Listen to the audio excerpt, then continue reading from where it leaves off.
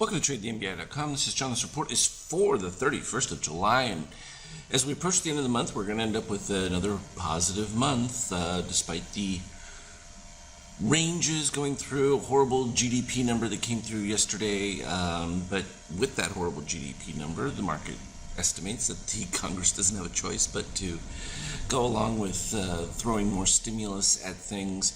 We're also getting more science coming out about the virus and the realities of potential herd immunity, despite what you hear about, increased number of cases and things like that. Really starting to get towards that point where now you're getting enough people that are contracting the illness and that you've developed a broader sense of herd immunity as death rates begin to plummet, specifically because of wiser treatments. So that's on a partially good side. The problem I've always had with this entire concept is you really can't partially open economies. It just doesn't work. I think the evidence of that is in those GDP numbers. It proves it that without universal movement in that, you're just not going to have successful economies, and there's just no other way around that. Fine, on a local scale you can have decent movement, but you've got to have a broader scale of things, and so until that happens, it's not going to get any better, to say the least. So we'll see if in an election year they can actually produce something coming out of Congress, which that still remains to be seen. It just depends on how devastating it is. I mean, you read articles about 30 million Americans, some having, some related deficit of food and things like that. Those are serious numbers and implications just from a societal standpoint, but market's not really concerned about that. It's just concerned about numbers. And as we've seen, we've had weakness. We got a little bit of an imprint increase for midterm buyers here. The shakeout is still holding up, so that's why we stayed above the ABM yellow, and above the ABM yellow it's all good, and I like it when the ABM yellow is between that 100% and 76 because it just makes it easy above and below. And we saw it intraday, the turnaround and everything. It was pretty clean. And so here the NASDAQ pushing right back up towards the peak. So it's kind of almost evened out now with the SP from an equilibrium standpoint. So we finally got back on track as things are clear. From a euro standpoint, no question about it. The devaluation continues.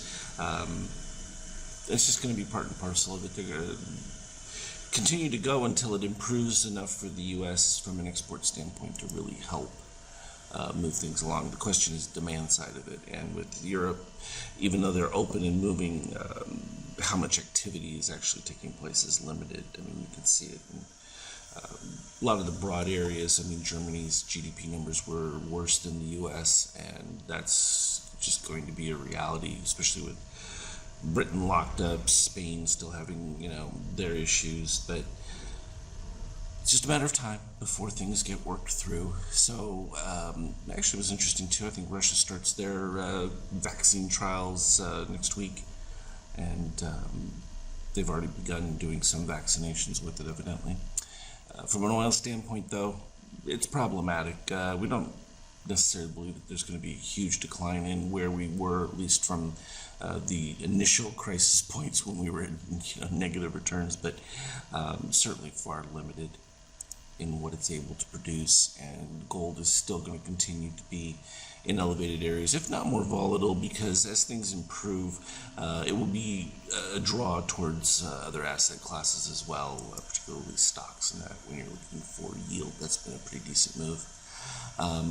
This is that Power Mode 2 cross by configuration where you have the dip from magenta coming from above below, where you also have a dip of orange below a crossover of, in this case, red over white as opposed to just the green, so a little bit more substantial. And that was producing the emails that I had set up on the alerts, and that's part of a language. In fact, I'll show you what that looks like. So this is where it is, and this is what I was having it send email to. Tried this with the input version, but it wasn't quite functioning correctly, so I'm still working with that, but it just shows the language, and this isn't something you really can read from TradeStation on their setup, but been very effective, and the fact that it works solely off of our functions, it's not really something that has to be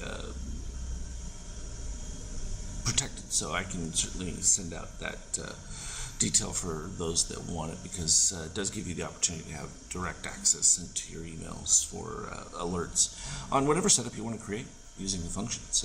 Certainly becomes effective.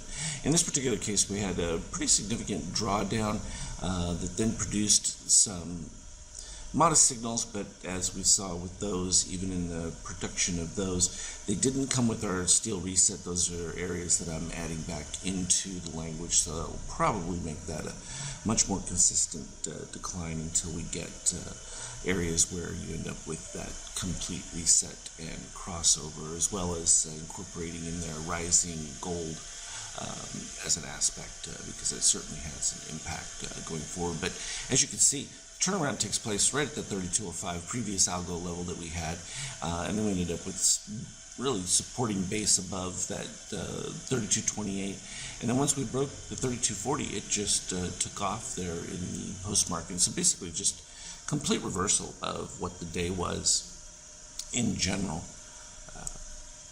Pretty effective. There's what we're at in after hours, just kind of cruising along here. We had some positive extremes. You can see began right about here at that 3240, so that's the likely full retrace within that setup.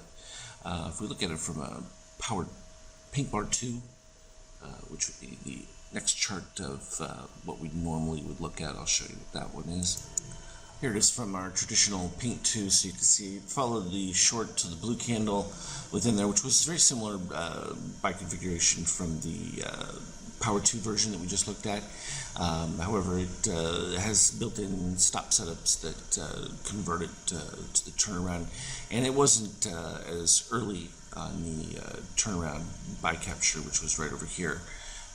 But once we incorporate those in there, it will capture that move pretty well. It just it's a matter of adding back in some of the magenta and that setups, and what I'm actually going to do for the Power Mode 2 DOC Cross is utilize the long short algos as a version of the ABM. And so you can see when we got into the malaise part of it, it was just back and forth until we ended up with that breakout cyan under red, which led to the most recent pop-up that just took place in the after hours and that. So pretty exciting stuff. It's just a matter of working through a lot of the refining portions of it, but having that ability and then plugging it into these is going to certainly even tighten up what's already pretty effective as it is. So all good, and as always, if there are new updates, I will put them out there. Indicators will be going out over the weekend for the beginning of trading for August. So looks exciting, going to be a hot summer, and definitely going to be a lot of volatility. So we're looking forward to it. As always, trade well. We'll talk again later.